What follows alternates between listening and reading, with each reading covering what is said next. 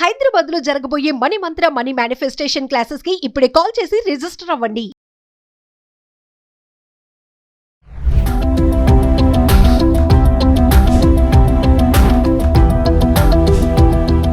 నమస్తే, welcome back to Suman TV. Present మనతో పాటు ఉన్నారు అనలిస్ట్ మందర్ కృష్ణారెడ్డి గారు. నమస్తే సార్. నమస్తే అమ్మ.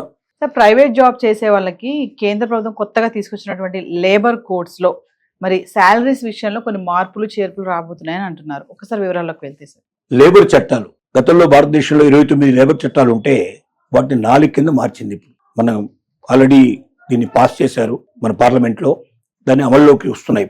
కొత్తగా అమల్లోకి వస్తున్నటువంటి ఈ లేబర్ చట్టాలు ఏవైతే ఉన్నాయో, కార్మిక చట్టాలు, వీటిలో కొన్ని పెను మార్పులకు దోహదం చేస్తుంది. ఫస్ట్ ఆఫ్ ఆల్, ప్రైవేటు ఉద్యోగస్తులకు దీనివల్ల చాలా లాభాలు కలగబోతున్నాయి. ప్రైవేటు ఉద్యోగస్తుల్లో ఇంత ముందున్నటువంటి అబద్ధతా భావాన్ని తొలగించే పరిస్థితి ఏర్పడుతుంది. అంటే ప్రతి కంపెనీ గాని, ప్రతి యజమాని గాని, ఒక చిన్న పరిశ్రమ అయినా పెద్ద పరిశ్రమ ఎవరైనా సరే ఉద్యోగంలోకి తీసుకోవాలనుకున్నప్పుడు రాతపూర్వకంగా వాళ్లకు లెటర్ ఇష్యూ చేయాల్సిందే. నేను ఈ రోజు నుంచి నిన్ను అపాయింట్ చేస్తున్నాను, నీకు ఇంత శాలరీ, డీటెయిల్స్ అన్ని దాంట్లో ఉంటాయి. బేసిక్ శాలరీ కూడా ఖచ్చితంగా 724 రూపీస్ పర్ డేకు ఉండేటట్టుగా నిర్ణయించారు. ఒట్టి లేబరు, మామూలుగా కూలికి వెళ్లేవాడు కూడా 724 రూపాయలు మినిమం లేబర్ రావాలనేది, ఇవ్వాలనేది దీంట్లో ఉన్నటువంటి ప్రపోజల్ అన్నట్టు. అంటే 724 పైనే ఉంటుంది, కానీ పర్ డేకి అంతకంటే తక్కువ ఎవరికి జీతం ఉండే అవకాశం ఉంటుంది. పర్ డే 724 తీసుకుంటే దాదాపు 20,000 జీతం అవుతుంది. అంటే ఈవెన్ ఆఫీస్ బాయ్ కూడా 20,000 పైనే జీతం వచ్చే అవకాశాలు ఉంటాయి. అంటే జీతాలు పెరిగినట్టే కదా. ఇంతకుముందు 10,000కు, 15,000కి, 12,000కి, నిజం చెప్పాలంటే 5,000కు, 6,000కు పనిచేసే వాళ్ళు కూడా ఉన్నారు. బీటెక్ చేసిన వాళ్ళు, బీటెక్ చేసి ఎంటెక్ చేసి కూడా ఇవాళ 5,000కు, 10,000కు పనిచేస్తున్నట్టు వాళ్ళు ఉన్నారు. హైదరాబాద్ లో అలా మీకు కొన్ని వేల మంది కనబడతారు. ఎందుకంటే ఉద్యోగాలు దొరక్క ఏదో ఒకటి ముందు చేరదాం, తర్వాత మెల్లగా ఆలోచించుకోవచ్చు అంటే ఉద్దేశంతో చేరుతున్న వాళ్ళు చాలా మంది ఉన్నారు. ఇప్పుడు ఎక్కడ ఎవరిని తీసుకోవాలన్నా ఖచ్చితంగా వాడికి లెటర్ ఇవ్వకుండా వాళ్ళని తీసుకోవడానికి వీల్లేదు. Number 1. Number 2, minimum basic salary compulsory ఇవ్వాల్సిందే. 3 ఏంటంటే, ఇంత ముందుకు ఇప్పుడు తేడా ఏమిటంటే, ఇంత ముందు ఉద్యోగంలో ఏం చేసేవాళ్ళు అంటే శాలరీ బాగానే చూపించేవాళ్ళు, శాలరీ బాగానే వస్తుంది, కానీ ఆ శాలరీలో ఎక్కువ భాగం ఏం చేసేవాళ్ళు, బేసిక్ శాలరీ చాలా తగ్గించేసి ఇంటి అద్దె అలవెన్స్, రెంట్ అలవెన్స్ ఇచ్చేవాళ్ళు. దాంతో పాటుగా వాళ్ళకి ట్రావెల్ అలవెన్స్, ఇట్లాంటివన్నీ కలిపి వాళ్ళకు పెద్ద మొత్తంలో ఇచ్చేవాళ్ళు. ఆ పెద్ద మొత్తంలో ఇచ్చేందుకు బానే జీతం బానే కనబడుతుంది, నిజమే. కానీ దీనివల్ల వచ్చే నష్టాలు ఏమిటంటే, బేసిక్ శాలరీ ఎంత ఉందో దానికి తగ్గట్టుగానే మనకు గ్రాట్యుటీ కానీ ప్రావిడెంట్ ఫండ్ కానీ ఉంటుంది. ప్రావిడెంట్ ఫండ్ గ్రాట్యుటీ తగ్గిపోతుంది.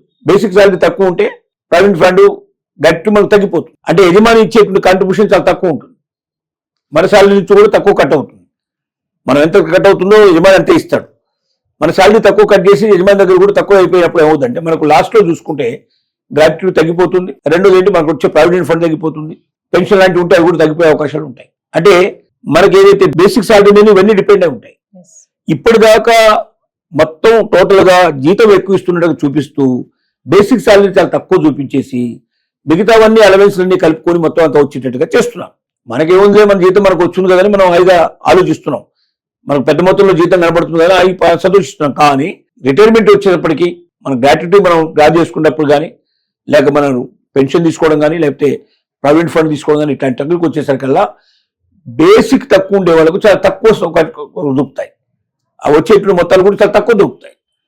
ఎప్పుడైతే బేసిక్ ఎక్కువ ఉంటుందో ఖచ్చితంగా మనకు ఎక్కువ దొరికే అవకాశం ఉంది. ఈసారి చేసిన లేబర్ దాంట్లో ఏం చేశారంటే, బేసిక్ ఖచ్చితంగా వచ్చే శాలరీ మొత్తంలో 50% ఉండాలని పెట్టారు.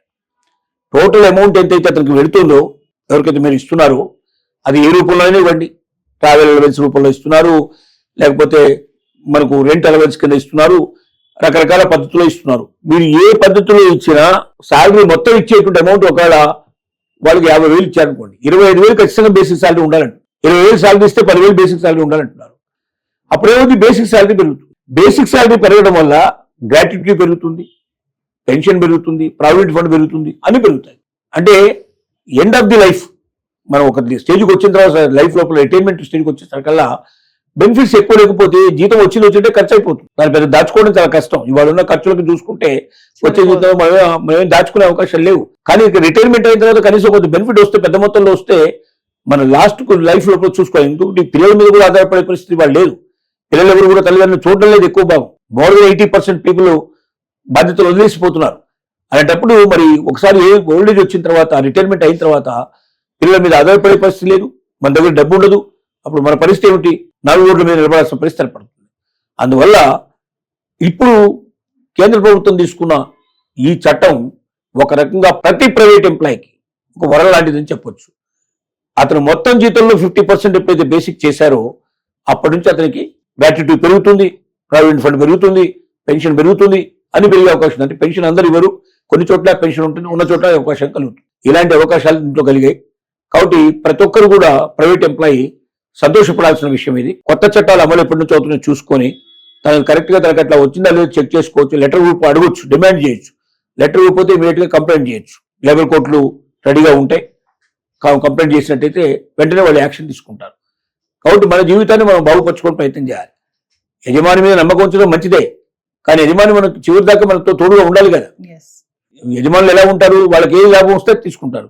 ఇవాళ మనకన్నా కొద్దిగా చక్కగా పనిచేసే వాడు దొరికితే మనం తీసేసి ఇంకోటి పెట్టుకునే ప్రయత్నం చేస్తారు. కాబట్టి మన యొక్క ఆలోచన మనం చేయాలి. రెండోది ఇక్కడ మనకు ఒక ఉద్యోగం పోయినా మన గ్రాట్యుటీ ఎక్కడ ఇబ్బంది కాదు. మనం ఇంకెక్కడైతే జాయిన్ అవుతామో ఆటోమేటిక్గా గ్రాట్యుటీ అక్కడ కూడా కంటిన్యూ అవుతుంది మనకు. కాబట్టి ఏది కూడా మనం పోగొట్టుకోం. పెన్షన్ పోగొట్టుకోం, లేదా ప్రావిడెంట్ ఫండ్ పోగొట్టుకోం, గ్రాట్యుటీ పోగొట్టుకోం, ఏది పోగొట్టుకోం. పెన్షన్ వచ్చేటువంటి అవకాశం ఉంటే అది కూడా దాంట్లో కంటిన్యూ అవుతూ ఉంటుంది. అంటే డిపార్ట్మెంట్ మారినంత మాత్రంలో, లేకపోతే ఒక కంపెనీ నుంచి ఇంకో కంపెనీ మారినంత మాత్రంలో మనకు ఇబ్బంది కలగకుండా చేసేటువంటి కొత్త సిస్టమ్ ని ఇప్పుడు కొత్త దాంట్లో తీసుకొచ్చారు. దీనివల్ల చాలా మేలు జరిగే అవకాశం ఉంది. కానీ ఇంకా కొన్ని విషయాల లోపల పాత వాటి కొత్త వాటి మధ్యలో కొంత మనకు తక్కువ వస్తుంది, మనకు బాధ కలుగుతుంది. దీంట్లో కొంతమంది యూనిట్స్ వాళ్ళు, కార్మిక యూనిట్స్ అవుతున్నాయో వాళ్ళు కొంచెం గొడవ పెడుతున్నారు. ఇంకా కొన్ని మాకు పెంచాలి, పాత దాంట్లో మాకు కొన్ని ఉండేవి, కొత్త దాంట్లో కొన్ని బెనిఫిట్స్ వచ్చాయి, కానీ పాత దాంట్లో ఉన్న బెనిఫిట్స్ కొన్ని పోయాయి అంటున్నారు. కానీ ఏదేమైనప్పటికీ ఇప్పట్లో అంత మార్పు చేయకపోవచ్చు. ఈ 4 చట్టాలే మనకు ప్రస్తుతానికి కంటిన్యూ అయ్యే అవకాశాలు అయితే కనబడుతున్నాయి.